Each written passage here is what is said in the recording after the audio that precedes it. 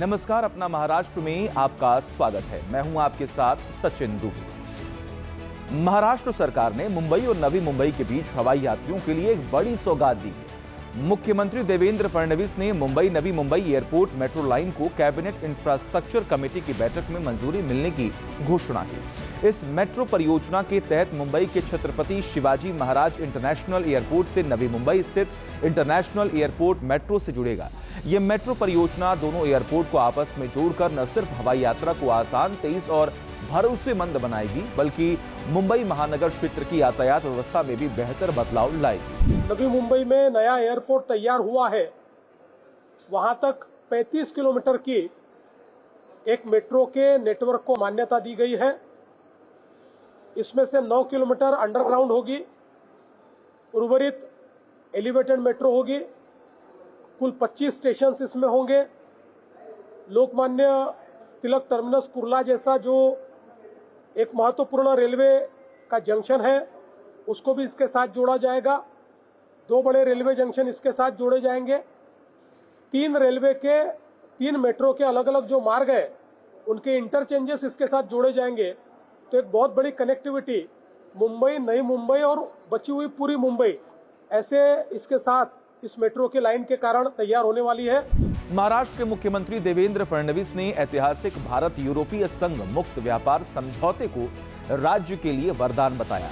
भारत और यूरोपीय संघ ने करीब 2 दशकों के लंबे इंतजार के बाद ऐतिहासिक मदर ऑफ ऑल डील्स को अंतिम रूप दे दिया है। वहीं मुख्यमंत्री देवेंद्र फडणवीस ने कहा कि ऐतिहासिक भारत यूरोपीय संघ मुक्त व्यापार समझौते यानी FTA से महाराष्ट्र को व्यापक आर्थिक लाभ होगा। उन्होंने कहा कि यह समझौता राज्य के निर्यात, निवेश और औद्योगिक विकास को नई दिशा देगा। मुख्यमंत्री ने कहा है कि इस समझौते से महाराष्ट्र के प्रमुख उद्योगों को वैश्विक बाजारों में मजबूत पैर जमाने का सुनहरा अवसर मिलेगा। एक नया आसमान भारतीय उद्यमियों के लिए इस डील के कारण खड़ा हुआ है। जहां तक महाराष्ट्र का सवाल है, महाराष्ट्र को भी इस डील के कारण बहुत फायदा होगा।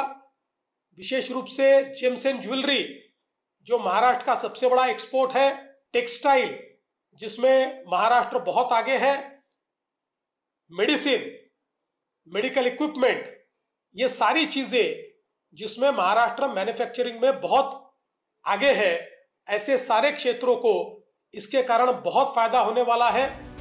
महाराष्ट्र में किसानों की आय बढ़ाने और कृषि व्यवसाय को नई दिशा देने वाली मैग्नेट परियोजना को लेकर राज्य सरकार और एशियाई विकास बैंक के बीच सहयोग और तेज हुआ है। महाराष्ट्र सरकार और एशियाई विकास बैंक के सहयोग से मैग्नेट परियोजना राज्य में प्रभावी रूप से लागू की जा रही है।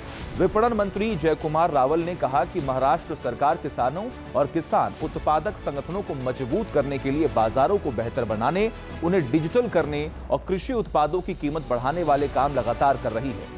मैग्नेट 2.0 के तहत अंतर्राष्ट्रीय बाजार, आधुनिक तकनीक, पैकेजिंग, ब्रांडिंग और महिला सशक्तिकरण को बढ़ावा दिया जा रहा है। इस तरह मैग्नेट परियोजना महाराष्ट्र में किसानों की आय बढ़ाने और कृषि को आधुनिक बनाने की एक मजबूत पहल बन रही है। महाराष्ट्र के प्रगतिशील किसान और कृषि नव प्रवर्तक श्रीरंग देवबा लाड को पद्म पुरस्कार 2026 के लिए चुना गया है।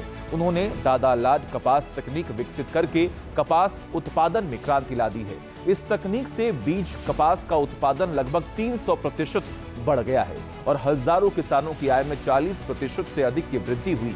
उनके शोध का मुख्य उद्देश्य कम लागत पर उत्पादन बढ़ाना और सतत कृषि को प्राप्त करना रहा। उनकी तकनीक ने कई किसानों की सोच बदल दी है। श्रीरंग लाड ने अपने अनुभव अकेले नहीं रखे, बल्कि गांव-गांव जाकर किसानों को सिखाया।